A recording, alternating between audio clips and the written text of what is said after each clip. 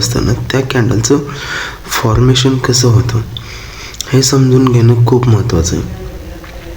आणि मी हे काय समजून सांगतो आहे, कारण माहिती आहे का, सपोज एखादी बुलिश कॅन्डल बनलेली आहे मार्केटमध्ये आणि त्याच्यानंतर तुम्ही ट्रेड घेतला आणि दुसरी कॅन्डल ज्यावेळेस चालू होते त्यावेळेस ती कॅन्डल खाली येते. पहिलं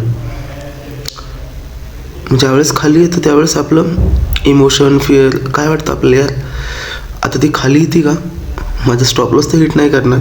हे जे इमोशन्स माइंडमध्ये जनरेट होतात ना, हे कुठंतरी आपल्याला कंट्रोलवर आले पाहिजेत.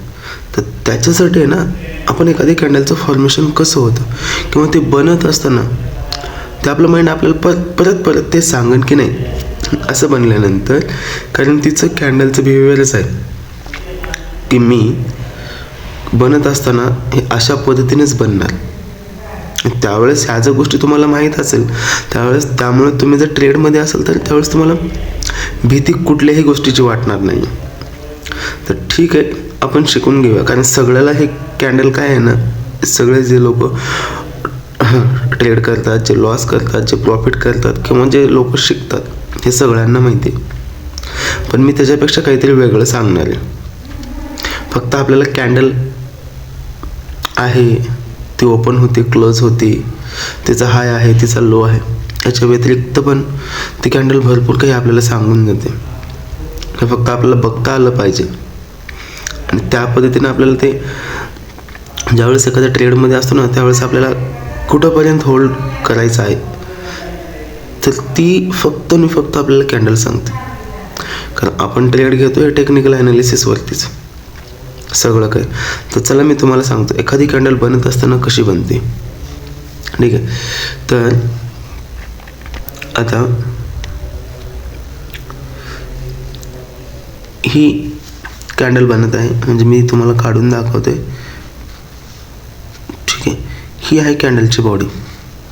हा आहे लो, हा आहे हाय, बरोबर, हा आहे ओपन, हा आहे क्लोज, हा आहे लो आणि हा आहे हाय. एवढ्या गोष्टी सगळ्यांना माहिती. ही कॅन्डल अशी बनते, अशा पद्धतीनं.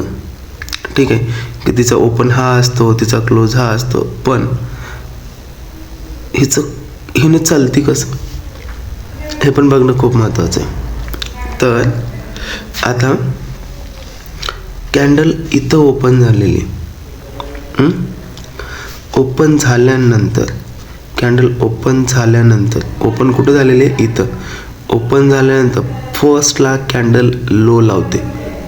हे लक्षात ठेवा, फर्स्टला कॅन्डल लो लावते, नंतर पुन्हा कॅन्डलची डायरेक्ट ॲक्च्युअल मुवमेंट चालू होते. तर मार्केट हाय लावतो, बरोबर. हाय लावल्यानंतर मार्केट खाली असं कुठंतरी येऊन क्लोज करतं, बरोबर. अशा पद्धतीनं एखादी कॅन्डल क्रिएट होते. म्हणजे ही तिची ओपन प्राईज आहे, त्या कॅन्डलने हा एवढा लो लावलेला आहे, त्या कॅन्डलचा हाय हा आहे आणि त्या कॅन्डलचा जो क्लोजिंग आहे तो ही आहे. जर आता ही कॅन्डल आहे, त्यालाच मी तुम्हाला हे ड्रॉइंगमध्ये सांगितलेलं आहे की ही कॅन्डल ही अशा पद्धतीने बनते. तर प्रत्येक कॅन्डल आहे ना ही अशाच पद्धतीने बनते. एखादी ग्रीन कॅन्डल बनत असेल ना, पहिलं ओपन होणार, फर्स्ट हाय लावणार तिनं, नंतर जाऊन क्लोज करणार. म्हणजे ओपन लो हाय देन क्लोज, अशा पद्धतीने आहे ना कॅन्डलचं फॉर्मेशन. आता ही जर मी कॅन्डल अशी जॉईन केली, ठीक आहे, ही ग्रीन कॅन्डल आहे, बुलिश कॅन्डल, ही जर जॉईन केली तर तुम्हाला काय, ही ओपन, हा लो, हा क्लोज आणि हा हाय सेम त्याच पद्धतीनं काम करते ना, ही जशी तशीच त्या पद्धतीनं. तर त्याच्यामुळं की कधीच आहे ना घाबरायचं नाही. सपोज की आता तुमच्यापाशी आता सपोज एखाद्या बुलिश म्हणजे एखादी एक बुलिश कॅन्डल बनलेली आहे सपोज मार्केटमध्ये. मी तुम्हाला दाखवतो की ही एक कॅन्डल आहे, ठीक आहे.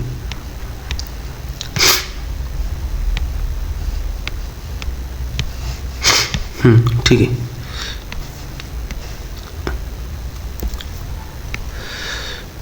ही एक कॅन्डल बनलेली आहे आणि हे जो कॅन्डलचा जो 50%चा जो एरिया आहे, किती, कोणता एरिया म्हणते मी हा वाला एरिया म्हणतोय. हा वाला एरिया, हा जो एरिया आहे तो एरिया हा 50%चा ह्या कॅन्डलच्या, ठीक आहे.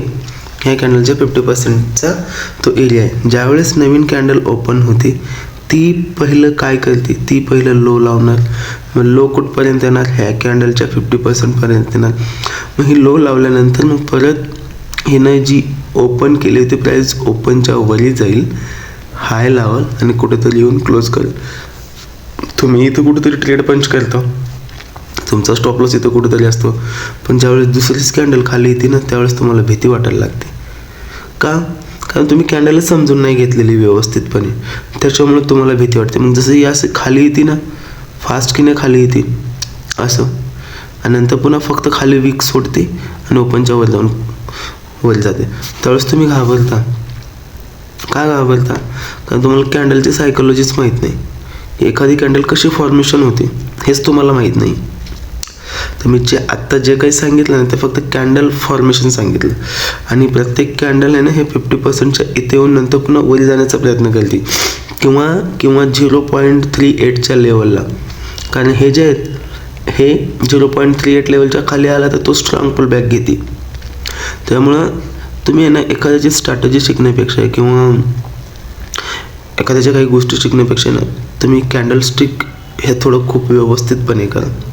कॅन्डलस्टिक हे खूप इम्पॉर्टंट आहे. आणि मेन म्हणजे ना की मार्केटमध्ये ट्रॅपिंग कुठं होते, लोकांचे एसएल कुठे आहेत हे शोधायला शिका. तुम्हाला स्ट्रॅटेजी स्वतःची क्रिएट करायला जास्त वेळ नाही लागणार, तुम्ही स्वतः क्रिएट करू शकता. चालेल. तर मला वाटलं की ही गोष्ट तुम्हाला समजून सांगावी म्हणून मी हा व्हिडिओ बनवलेला आहे. जर व्हिडिओ आवडला असेल तर तुम्ही लाईक, शेअर आणि सबस्क्राईब करू शकता. भेटूया नेक्स्ट व्हिडिओमध्ये.